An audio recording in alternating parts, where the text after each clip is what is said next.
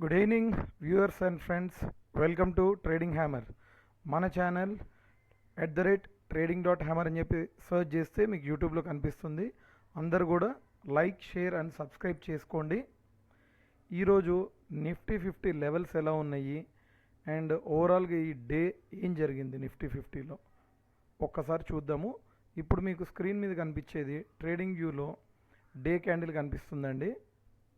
నిన్న మనం డిస్కస్ చేసిన వీడియో మీరు మొత్తం కంప్లీట్గా విన్నట్లయితే 2-3 సినారియోలు మాట్లాడుకున్నాం మనము. ఒకటేమో బుల్లిష్గా ఉంటేనేమో ఈ ట్రెండ్ లైన్ పైన ట్రేడ్ అవుతుందని మాట్లాడుకున్నాము. సెకండ్ వచ్చేసి ఈ ట్రెండ్ లైన్ లోపు ట్రేడ్ అయితేనేమో కొంచెము ఒక స్పిన్నింగ్ టాప్ ఫామ్ కావడానికి అవకాశాలు ఉంటాయి. అండ్ ఎప్పుడైతే స్పిన్నింగ్ టాప్ ఫామ్ అవుతుందో స్పీడ్ ఎక్కువ ఉంటుంది అని కూడా నేను మెన్షన్ చేశాను వీడియోలో. ఒక్కసారి వినని వాళ్ళు ఎవరైనా ఉంటే ఈ వీడియో చూసిన వాళ్ళు ఎవరైనా సరే నిన్నటి వీడియో కూడా ఒక్కసారి చూడండి దయచేసి. దాన్ని బట్టి మన బ్రాడ్ వ్యూ ఎలా ఉందనేది అర్థమవుతుంది. ఓవరాల్గా అయితే వ్యూ పాజిటివ్గా ఉంటుంది. ఈ ట్రెండ్ లైన్ పైన ట్రేడ్ అయితే మాత్రం ఎక్సలెంట్గా ఉంటుంది. చాలా బుల్ క్యాండిల్ ఫామ్ అవుతుందని ఒక ఎక్స్పెక్టేషన్ ఉండింది.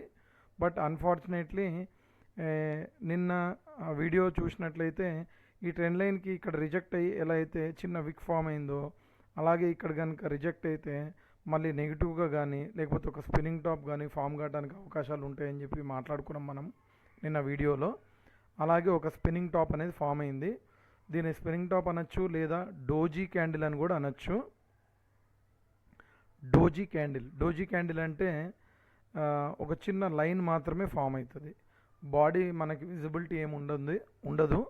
ఇక్కడ చూడండి, ఈ గ్రీన్ క్యాండిల్లో చిన్న బాడీ కనిపిస్తుంది. ఈ రెడ్ క్యాండిల్లో కొంచెం చిన్న బాడీ అనేది కనిపిస్తుంది. దీంట్లో మీకు చూడటానికి బాడీ అనేది ఏం కనిపించట్లేదు. ఇది ఇంకా జూమింగ్ చేశాను. జూమ్ అవుట్ కనుక చేస్తే మీకు చిన్న లైన్ లాగానే కనిపిస్తుంది. విజిబిలిటీ కోసం నేను కొద్దిగా జూమింగ్ చేశాను, పెద్దగా చేశాను, స్ట్రెచ్ చేశాను క్యాండిల్ విజిబిలిటీ కోసము. ఒక చిన్న లైన్ లాగానే ఉంది. సో బాడీ అనేది చాలా మైనర్గా ఉంది. ఇలాంటి క్యాండిల్ ఫామ్ అయినప్పుడు ఎలా ట్రేడ్ చేయాలి? ఇలాంటి క్యాండిల్ ఎప్పుడైనా ఫామ్ అయినప్పుడు ఐదర్ ఈ బాడీ పైన ట్రేడ్ అయితేనేమో సాలిడ్ సూపర్ ఫాస్ట్గా ఉంటుంది క్యాండిల్. డౌన్ సైడ్ అయినా అంతే స్పీడ్గా ఉంటుంది, అప్ సైడ్ కూడా అంతే స్పీడ్గా ఉంటుంది క్యాండిల్ అనేది. అందుకే దీన్ని స్పిన్నింగ్ టాప్ అంటారు. Spinning top is nothing but ఒక బొంగరం అండి. బొంగరం ఎంత స్పీడ్గా తిరుగుతుందో ఇట్లాంటి క్యాండిల్ పడ్డప్పుడు మార్కెట్ కూడా అంత స్పీడ్గా పైకి వెళ్తాయి, అంతే స్పీడ్గా కిందికి కూడా వస్తాయి. రెండింటికి అవకాశాలు ఉంటాయి. బట్ ఈరోజు ఫామ్ అయిన క్యాండిల్ని బేస్ చేసుకొని పైకి వెళ్తుందా కిందికి వస్తుందా అనేది మనం ఇంకొంచెం డీటెయిల్గా డిస్కస్ చేసుకుందాం. ఒక్కసారి జూమ్ అవుట్ చేస్తాను చూడండి. అలాగే క్యాండిల్ స్టిక్ చార్ట్లోపు డీటెయిల్స్లోకి ఎంటర్ అయ్యే ముందు ఒక్కసారి సెక్టర్ వైజ్ పర్ఫార్మెన్స్ ఈరోజు ఎలా ఉందో చూద్దాం. ఇంట్రాడే స్క్రీనర్.comలో మనము సెక్టర్ వైజ్ పర్ఫార్మెన్స్ అనేది చూస్తున్నాము. మెటల్ సెక్టర్ అనేది పాజిటివ్గా కాంట్రిబ్యూట్ చేసింది. దాని తర్వాత పబ్లిక్ సెక్టర్ బ్యాంక్స్ అంటే గవర్నమెంట్ బ్యాంక్స్, పిఎస్యు బ్యాంక్స్ పాజిటివ్గా నిఫ్టీ 50కి కాంట్రిబ్యూట్ చేశాయి. మిగతావి ఒక 2-3 సెగ్మెంట్లు స్లైట్గా పాజిటివ్గా క్లోజ్ అయ్యాయి.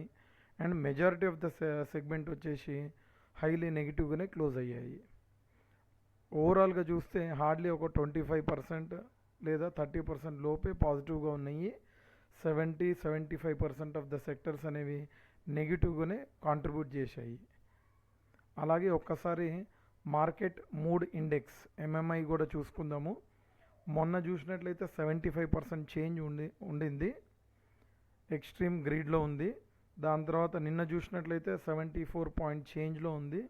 ఈరోజు all of a sudden 4 points తగ్గి 70.56% చూపిస్తుంది. సో రేపు క్యాండిల్ ఎలా ఫామ్ అవ్వబోతుందో ఒక్కసారి చూద్దాం.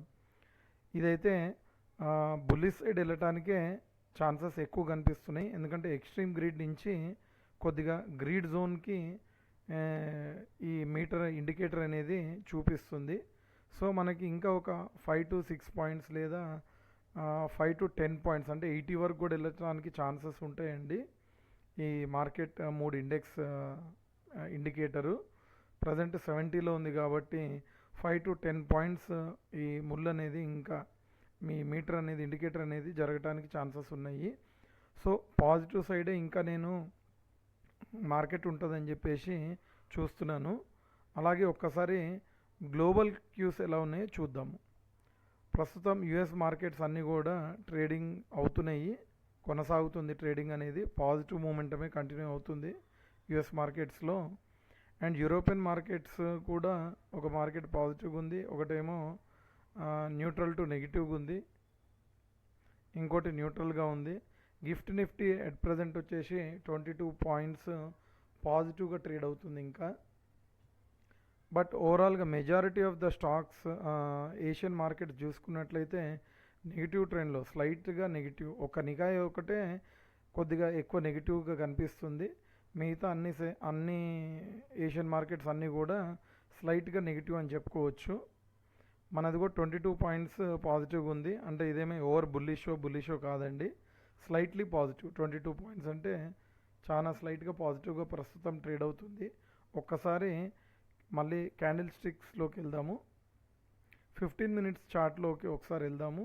అసలు ఓవరాల్గా డేలో ఏం జరిగిందో చూద్దాం.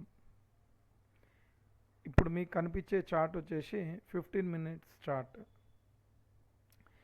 ఇది వచ్చేసి డేట్ 28. ఇది ఫస్ట్ క్యాండిల్ అండి ఈరోజు.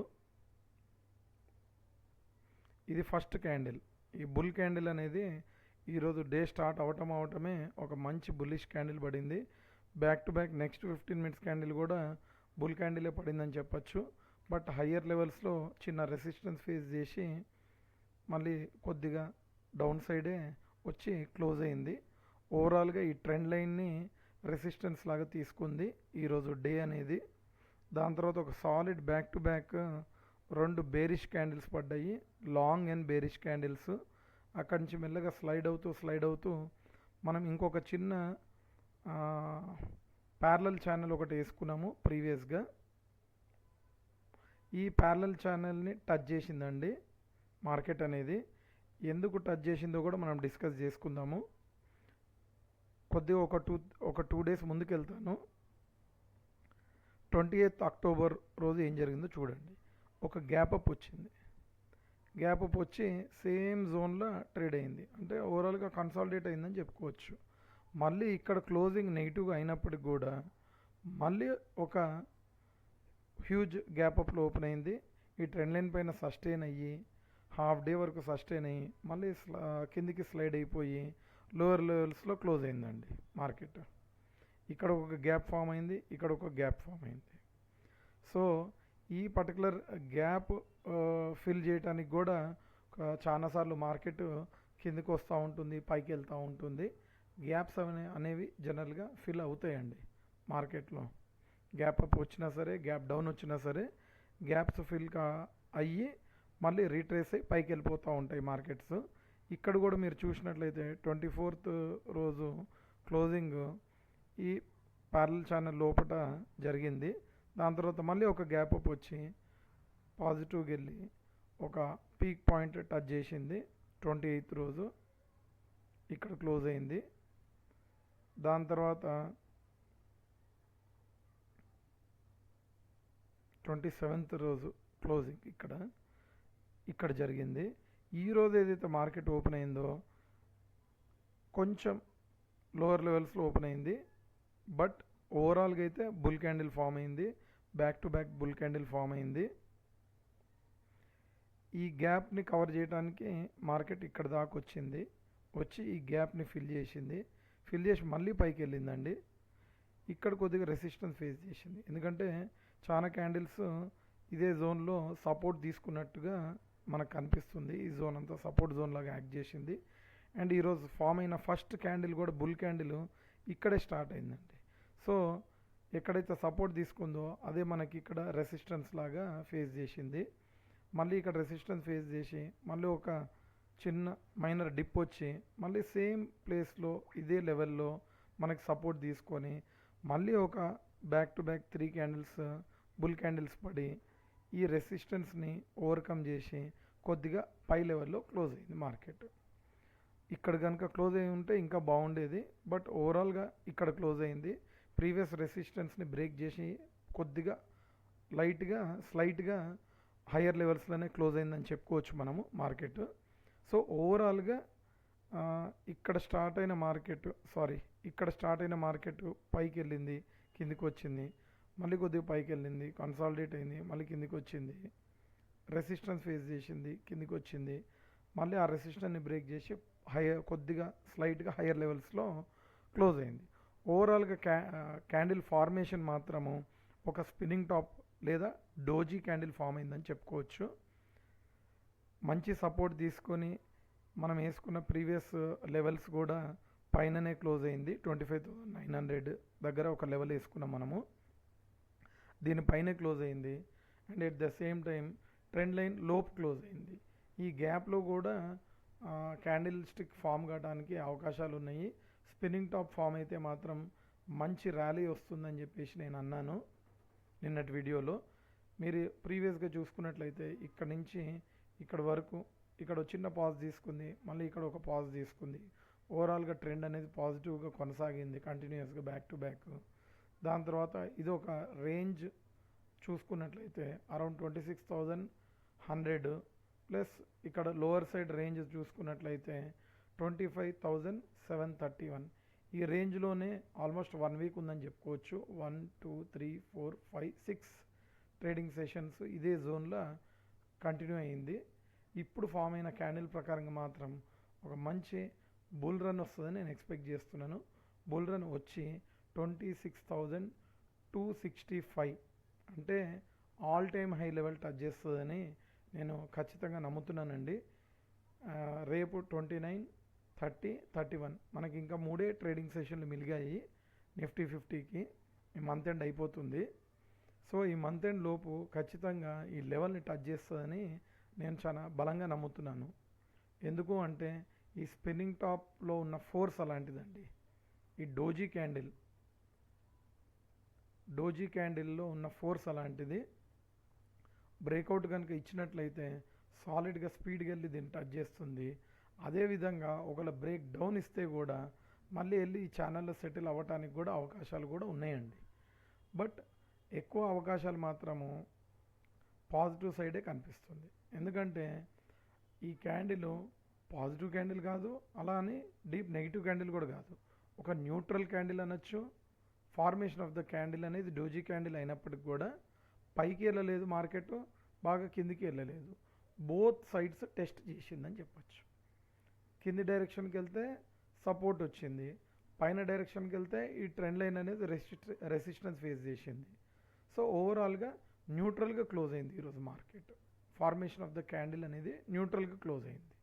సో ఎటు సైడ్ బ్రేక్అవుట్ ఇస్తే అటు సైడు దూసుకెళ్ళిపోయే ఒక క్యాండిల్ అనేది ఈరోజు ఫామ్ అయింది. ఒకవేళ ట్రెండ్ లైన్ పైన ట్రేడ్ అయితే మాత్రం సాలిడ్ బుల్ క్యాండిల్ ఫామ్ అవుతుంది. లేదా ఇక్కడ కింద ఉన్న ప్యారలల్ ఛానల్ ఏదైతే ఉందో ఇక్కడ సపోర్ట్ తీసుకుందో ఈ సపోర్ట్ని సాలిడ్గా బ్రేక్ డౌన్ చేస్తే మళ్ళీ క్యాండిల్ అనేది దీని లోపట ఈ ప్యారలల్ ఛానల్ లోపట ఒక 15 మినిట్స్ కనుక సస్టైన్ అయిందా లేదా ఒక హాఫ్ అన్ అవర్ సస్టైన్ అయినా కూడా మళ్ళీ ఈ ఛానల్ లోపటికి వచ్చి ట్రేడ్ అవుతుంది. అప్పుడు కంప్లీట్గా నెగిటివ్గా అయిపోతుందండి మార్కెట్ అనేది. ఈ ఛానల్ లోపల కనుక వచ్చి ట్రేడ్ అయితే నెగిటివ్ క్యాండిల్స్ ఫామ్ కావడానికి ఛాన్సెస్ చాలా ఎక్కువ ఉంటాయి. అదేవిధంగా ఈ ట్రెండ్ లైన్ని బ్రేక్అవుట్ కనుక ఇచ్చి 15 minutes to half an hour కనుక ఈ ట్రెండ్ లైన్ అబోవ్ కనుక సస్టైన్ అయితే 2 క్యాండిల్ కనుక సస్టైన్ అవ్వగలిగితే, టెస్ట్ చేస్తే కాదండి, ఈరోజు జరిగింది టెస్టింగ్, నిన్న కూడా టెస్టింగే జరిగింది. ప్రీవియస్గా బ్రేక్అవుట్కి ట్రై చేసి మళ్ళీ ఫెయిల్ అయ్యి లోపల వచ్చి లోవర్ లెవెల్స్లో క్లోజ్ అయింది మార్కెట్. ఇది బ్రేక్అవుట్కి ప్రయత్నం చేసి ఫెయిల్ అయ్యి ఒక బేర్ క్యాండిల్ అనేది ఫామ్ అయింది. ఇదే విధంగా ఒక సాలిడ్ బ్రేక్అవుట్ క్యాండిల్ వచ్చినా సరే, లేకపోతే మార్కెట్ అరౌండ్ 10-10:30 వరకు ఈ ట్రెండ్ లైన్ పైన కనుక ట్రేడ్ అయ్యింది అనుకోండి, ఓపెనింగ్ నుంచి 10:30 వరకు ఈ అబౌవ్ ట్రెండ్ లైన్ పైన కనుక ట్రేడ్ అయితే ఖచ్చితంగా మార్కెట్ అనేది ఆల్ టైమ్ హైస్ని ఈ రానున్న 2-3 ట్రేడింగ్ సెషన్లోనే రీచ్ కావడానికి ఎక్కువ అవకాశాలు ఉన్నాయి. ఇంకోటి అందరికీ వ్యూవర్స్కి ఫ్రెండ్స్కి నేను ఒక చిన్న రికమెండేషన్ చేయాలనుకుంటున్నానండి. ఎప్పుడైతే నా వీడియో మీరు అందరు కూడా యూట్యూబ్లో వాచ్ చేస్తున్నారో ఆ యూట్యూబ్లో వీడియో ప్లే అయ్యేటప్పుడు మీకు నేను చెప్పిన వీడియో అంతా కూడా మీకు స్లోగా అనిపించినట్లయితే సెట్టింగ్స్ మీద క్లిక్ చేసి మీరు స్పీడ్ అనేది ఇంక్రీజ్ చేసుకోండి. అందరు కూడా ఐదర్ 1.3 కానీ లేదా 1.2 కానీ లేదా 1.25 కానీ 1.3 ఆ రేంజ్ మీకు సఫిషియంట్ స్పీడ్ అనిపించింది అనే వరకు మీరు ఇంక్రీజ్ చేసుకోవచ్చు. 1 దగ్గర నుంచి 1.2 లేదా 1.25 లేదా 1.3 వరకు మీరు ఇంక్రీజ్ చేసుకున్నట్లయితే మీకు ఒక మంచి రిలయబుల్ స్పీడ్లో అనేది నా వీడియో అనేది మీకు వినిపిస్తుంది. ఎవరికైతే స్లోగా అనిపించిందో ఓవరాల్ వీడియో వాళ్ళు మాత్రం ఈ స్పీడ్ అనేది ఇంక్రీజ్ చేసుకోమని అందరినీ రిక్వెస్ట్ చేస్తున్నానండి. సో ఇంతటితో మన నిఫ్టీ ఓవర్వ్యూ అనేది ఇచ్చాను మీకు. రేపు ఎలా ఉండబోతుంది అనేది దాన్ని బేస్ చేసుకొని అందరు కూడా స్ట్రిక్ట్గా క్యాండిల్ స్టిక్ ఫార్మేషన్ ఎప్పుడైతే బ్రేక్అవుట్స్ వస్తాయో తొందరపడకండి. బ్రేక్అవుట్ రాగానే ఇమీడియట్గా ఎవరైతే మార్కెట్లో జంప్ చేసి ఎంట్రీ తీసుకుంటారో వాళ్ళందరూ కూడా లాస్ అనేది చూస్తారండి. కన్ఫర్మేషన్ క్యాండిల్ అనేది రావాలి ఖచ్చితంగా. కన్ఫర్మేషన్ క్యాండిల్ వచ్చిన తర్వాత ఎవరైతే మార్కెట్లోకి జంప్ చేస్తారో మినిమం టు మినిమం ప్రాఫిట్స్ అనేది చూస్తారు. సో ఇంతటితో మన నిఫ్టీ 50 అనాలిసిస్ 29th అక్టోబర్ కోసము ఏదైతే నిన్న ఓవర్వ్యూ ఇచ్చానో ఇంతటితో వీడియో ఎండ్ చేస్తున్నాను.